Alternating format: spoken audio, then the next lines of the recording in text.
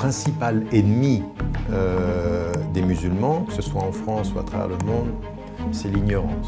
Tarık Ramazan, one of Europe's most influential intellectuals, has been charged with the rape and violent sexual assault of 2 women.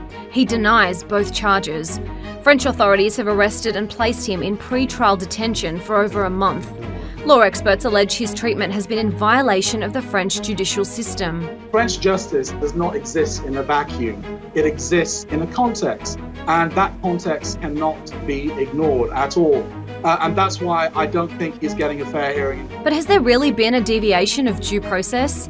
Ramazan's applications for bail were denied because judges ruled he was a flight risk and might re-offend. Il a justement attendu que la justice le convoque pour venir et pour pouvoir donner sa version des faits.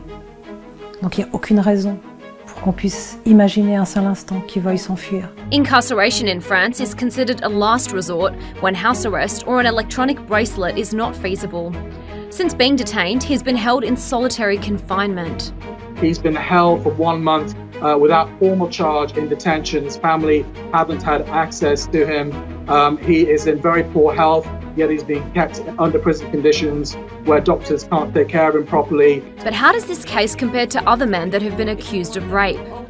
Critics say that among dozens of similar cases in France after the #MeToo movement, Ramazan has been the only one treated like this. He went on French radio and he was saying that this guy is, he believes in Sharia law. So they're not just focusing on the character of Tarık Ramazan and the allegations.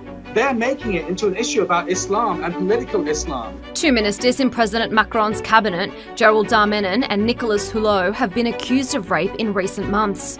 Neither have been arrested. The president has declared his public support for them, and the French media has given them opportunities to defend themselves in interviews.